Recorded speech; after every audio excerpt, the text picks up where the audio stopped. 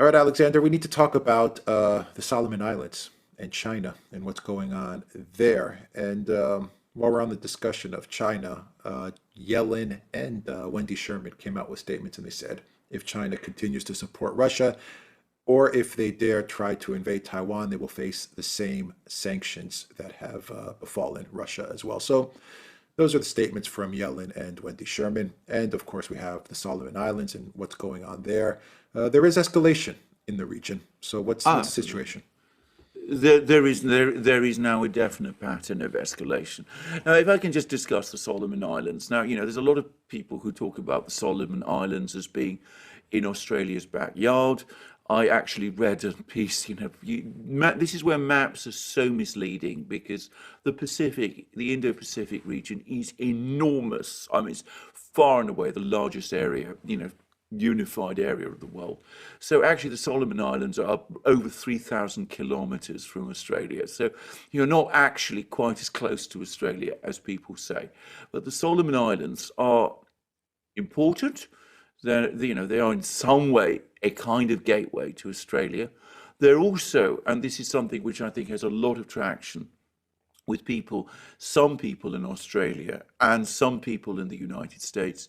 They're also the place where a lot of those big World War II battles that we remember, Guadalcanal, for example, took place. The Japanese sent troops to the Solomon Islands, invaded the Solomon Islands. This was seen as a threat to Australia. The United States and Australia responded. There were all these very difficult battles in the Solomon Islands chain. And I believe the Battle of the Coral Sea, one of the big naval battles, also happened around there. So this is an area which has history as part of the major battlegrounds between Japan and the Western Allies, the United States, Australia primarily, during the Second World War. So you can see why it is sensitive. But why has this security pact arisen? Now, we don't know the full details. A draft of this security pact appeared in March, but it seems the history of this is that the Solomon Islands has been very close politically to Australia, basically since the Second World War. But a lot of the businesses in the Solomon Islands are owned by the Chinese, and the Chinese have a very substantial business community there. In last year, there were big protests in the Solomon Islands. Those protests unfortunately escalated into riots. The Australian government sent troops to control those riots. Those troops were concentrated in protecting key infrastructure.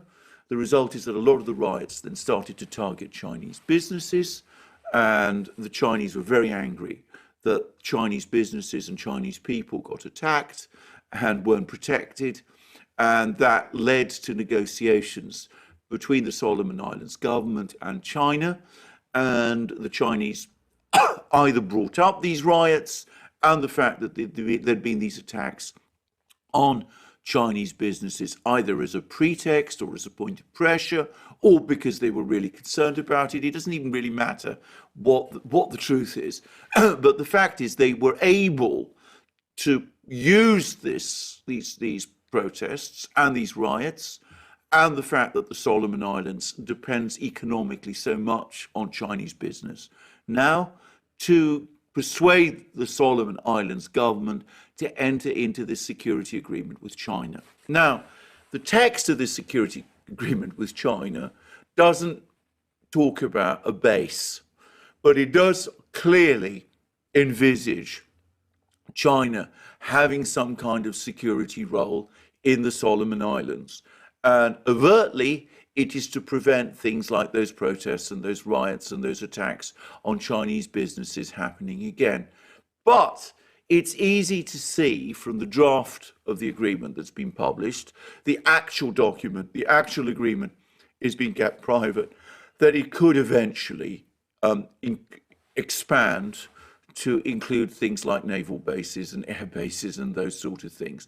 That's not apparently the plan at the moment, but it could turn out that way. So if you start getting Chinese naval bases and air bases in the Solomon Islands, then of course the geopolitical landscape in the Pacific changes. Australia is on the back foot. The military picture becomes immensely more complicated, and we can start to see a whole area of conflict reopening in many of the same places which we had conflict in during the Second World War. So it's not completely surprising that the Americans and the Australians are reacting in a very, very fierce way to this thing, even if the actual proposals, the actual agreements at the moment are actually, they don't really approach any of the concerns that people in Australia and the US are expressing. And what they do show is how the Chinese footprint over the Pacific is steadily expanding. And now, of course, we've had all those comments from Yellen and from Wendy Sherman about Taiwan, about Russia, about Ukraine. We've had other things from the European Union as well. And it's difficult to avoid seeing the reaction to this as anything other than a further sign that we are now in a period of global conflict between the two great power blocs, and even a security agreement like this, which I suspect, if it had been made 15 years ago, would have gone by largely unnoticed and would not have been seen as having any particular larger strategic consequences, is now seen as having those larger strategic consequences, not, I suspect, just by the Western powers, but ultimately by the Chinese as well. Yeah, this explains all the statements coming out of DC vis-a-vis China and the threat of sanctions. I think it also explains NATO and how NATO now is starting to create this alliance of partners in the Pacific and in this region as well, and they're starting to engage a lot more with countries that are sympathetic to NATO in that region. It seems like NATO is also preparing for an eventual smash with China. It seems like this is Yes. also kind of gaining its own inertia, its own momentum, slowly. While we're all I don't think fixated it's on Ukraine and Russia, we've got this brewing up now. I don't think it's slow at all. That's the only part of your statement I don't agree with. I think it's actually extremely fast. I think we're moving very, very fast to a smash in the Pacific, just as, of course, we've now moved to a smash in Ukraine. And I think this is inevitable. I think this is what's coming.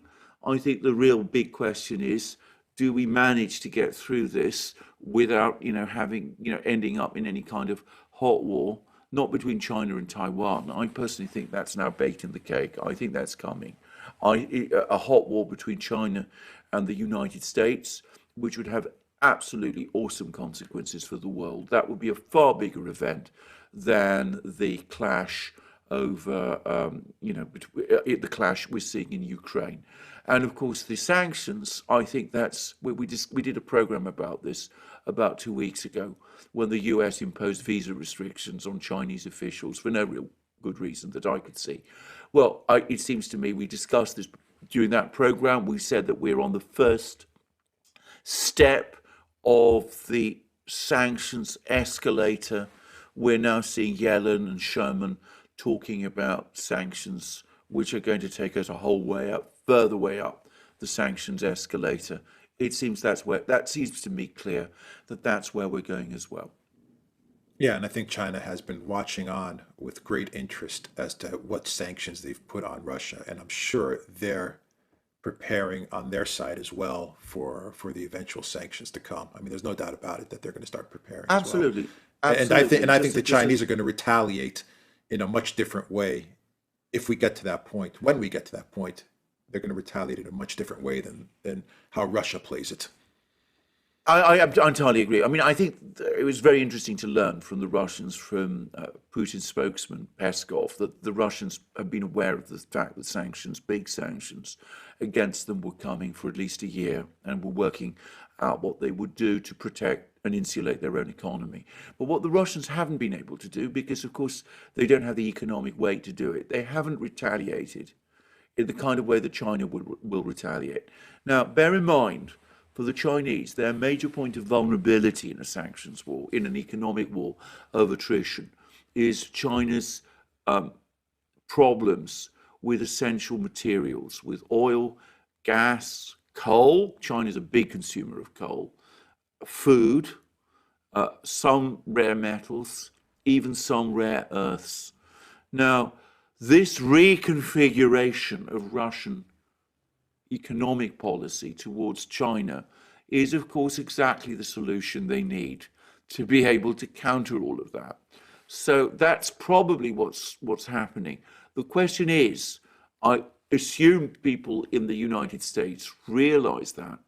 Do they wait until the Chinese have all that sorted out, with the the new Power of Siberia pipelines, with, the coal and the oil pipeline, the coal shipments and the oil pipelines and all that? Do they wait, or do they escalate now whilst China still looks vulnerable?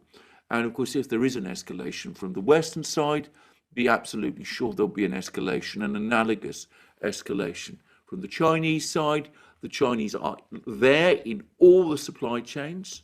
The US is a major debtor to China. I mean, the economic disruptions we're experiencing now over the Ukraine crisis will pale into insignificance compared to what we will see if we end up in a kind of economic war of attrition against the Chinese. Yeah, and I imagine the announcement that the U.S. along with Australia are going to be developing the hypersonic weapons. That's geared towards China as well. A lot of people are kind of hint to the fact, well, that's kind of meant to deal with Russia. I see it as more of a way to deal with what's going to be coming in China, the hypersonic Well, of development course it between is. I those mean, two countries. of course it is. I mean, Australia is not threatened by Russia in any way. Russia's far away. I mean, its focus is on Europe. It's not a threat to Australia. But of course, the Australians have got themselves into a situation where they perceive a threat from China. So, of course, the only reason why Australia would want to be involved in this kind of program is precisely because it perceives a threat from China. So that's why it's involving itself in this kind of program. And how will the Chinese respond to that? Well, they've already made that big hypersonic glide vehicle test a few months ago. And of course, they will turn to the country that's already mastered hypersonic technology and use it in action in Ukraine with those missile strikes by the Kinjal missiles that took place there, which is, of course, Russia. So we're going to see hypersonic missiles on both sides. We're going to see nuclear submarines. We're going to see all sorts of things happening in the Pacific. We're going to see Chinese aircraft carriers. And of course, the other two great powers in the region, well, India already, in my opinion, a great power in all but name. Indonesia perhaps gradually working its way towards becoming one too. They're looking at all of this. The Indians, as it turned out, were extremely unhappy about the AUKUS deal, the nuclear submarine deal between the United States and Australia, about which they were not informed, it seems, in advance, and they were very angered by that. I think they're having doubts about whether they should really become part of this American alliance system. If they decide that they won't, they will turn to their major arms supplier, the country that can provide them with all that kind of technology, which is, of course, Russia. And you start to see Indian hypersonic missiles developed as well. And we're going to have an arms race in the Pacific. And I'm afraid this is now baked in the cake. I'm sure this is where we're going to go. I'm sure we're going to see a sanctions war. We're heading now towards a Cold War with a fundamental difference to the Cold War One. Cold War One was about an ideological conflict, ultimately an ideological conflict in Europe, in the northwestern Europe Atlantic region. This Cold War is going to be global. It's going to touch directly every part of the world. The Pacific will be a front. Europe will be a front. The Arctic will also be a front. And of course, we'll have conflicts and struggles in the global south, in Africa, in all sorts of places like that, as these two great blocs maneuver for advantage against each other. The Solomon Islands Agreement is another indicator that that's where we're going. Yeah, it's another step towards that direction. And this Cold War is also going to weigh heavily on the economic side of things as well Oh, absolutely. for It's everybody going to be in a involved, every completely different country. economic world. Every country will be. I mean, Olaf Scholz talked about the end of low prices. That's the least of it. We're going to see lots of things that we've got used to. I mean, it's going to be the end of the kind of globalization that some people imagined.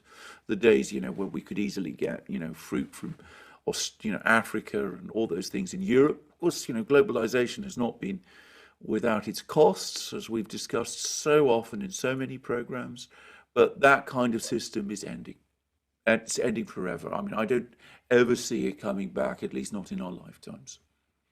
There have been two periods of globalization, both launched by English-speaking great powers. The one was the one that was launched by the British at the end of the 19th century, and that ended with the First World War.